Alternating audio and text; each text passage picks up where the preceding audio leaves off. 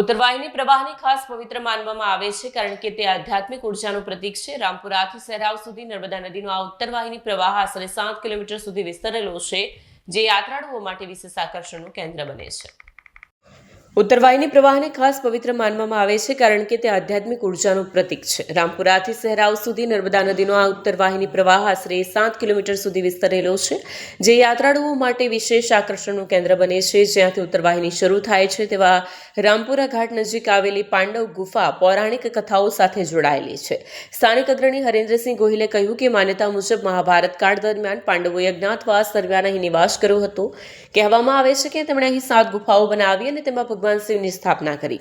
આજે તેમાંથી માત્ર એક ગુફા જ અસ્તિત્વમાં છે, પરંતુ તેની પવિત્રતા યથાવત છે। ગુફામાં સ્થાપિત શિવલિંગ ભક્તો માટે શ્રદ્ધાનું કેન્દ્ર છે। સ્થાનિક માન્યતા મુજબ અહીં કરવામાં આવેલા યજ્ઞની વિભૂતિ ધારણ કરવાથી દુઃખ દર્દમાં રાહત મળે છે।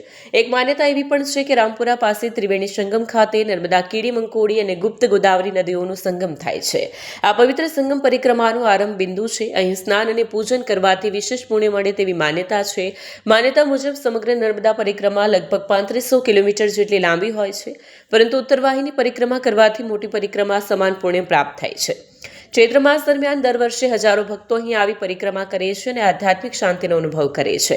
નર્મદા કિનારે વસતા લોકો માટે આ નદી જીવનદોરી સમાન છે। આ વર્ષે 19મી માર્ચથી 17 એપ્રિલ 2026 દરમિયાન આ પરિક્રમા ચાલવાની છે। વિડીયો જર્નાલિસ્ટ દીપક જગતાપ સાથે સત્યા ટીવી ન્યૂઝ, રાજપીપળા।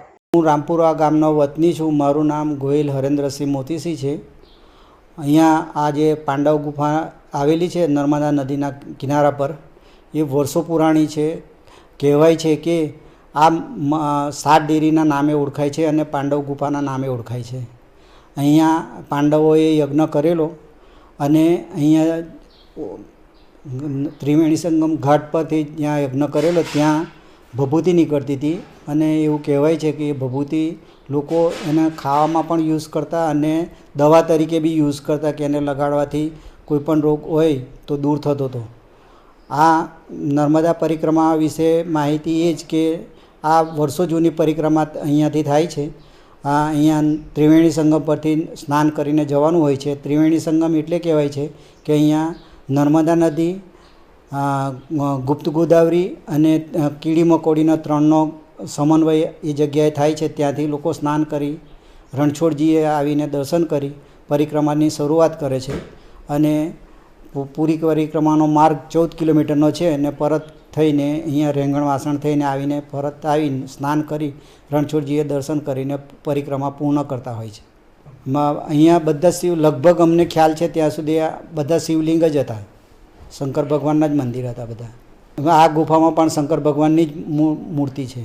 અહીંયા લાંબી પરિક્રમાવાળા લોકો અહીંયા આવીને દર્શન કરીને જ જતા હોય છે। ચોમાસામાં ગમે તેટલું પાણી આવે પણ અહીંયા ડૂબી જાય છે પણ મંદિરને ધોવાણ થતું નથી, એ એની અલૌકિકતા બતાવે છે।